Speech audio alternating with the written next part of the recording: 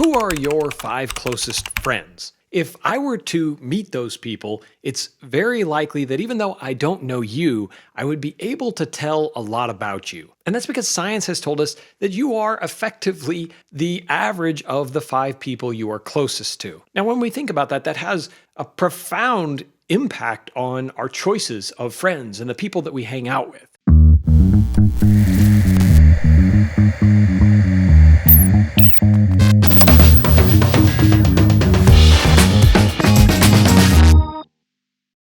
I've become fascinated with the topic of friendships and how they affect us because as a child, I learned to make friends fairly quickly. And that's because my family and I moved around the country every couple of years until I was basically a teenager. Our brains are hardwired for socialization. We're always seeking out friendships or people to hang out with, do things with, people like us. And you can see this throughout your entire life. If you rewind the tape back to when you were young, you probably liked the things that your friends liked. So if they were into NASCAR or football or baseball, whatever it was, there's a pretty good chance that you got into that too, just based on your friendship with them. So we already know from an early age that our friendships have an impact on us. As we become adults, choosing the people that we spend time with. It's one of the most important decisions that we can make because that is who we're going to be like. One of the books that really drove this point home for me was Atomic Habits by James Clear. In reading this book, he dedicates an entire chapter, chapter 9, to talking about the role of family and friends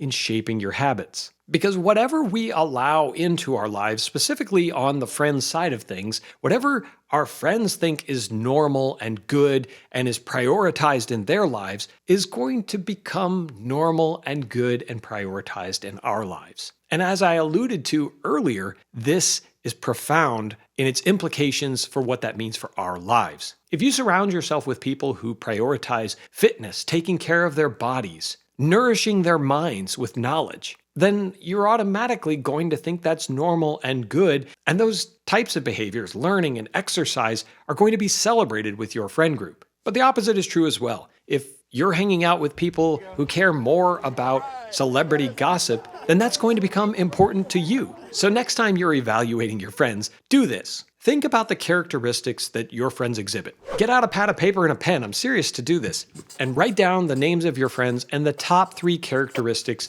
that you would use to describe them. Then evaluate it and try to be objective. Are those characteristics things that you want people to say about you? If so, then continue that friendship, nurture that friendship. Hang out with that person even more. And make a list of the characteristics that you think describe you now and where you want to be. Then try to cultivate friendships and relationships that build to that end. What do you do if you are in a relationship with some family members or friends that you feel is negative? Well, of course, there are always a couple options. One is to limit how much time you spend with that person. If it's a close family member, that may not always be possible, but it is possible to try to bring them along with you. Tell them about the things you're learning. Ask them to go on a walk with you if you're into fitness or exercise. There are plenty of ways that we can all influence those around us, and in fact, we already are. Because you see, not only are we the average of our 5 closest friends, but that daisy chains out, and our friends are the average of their 5 closest friends,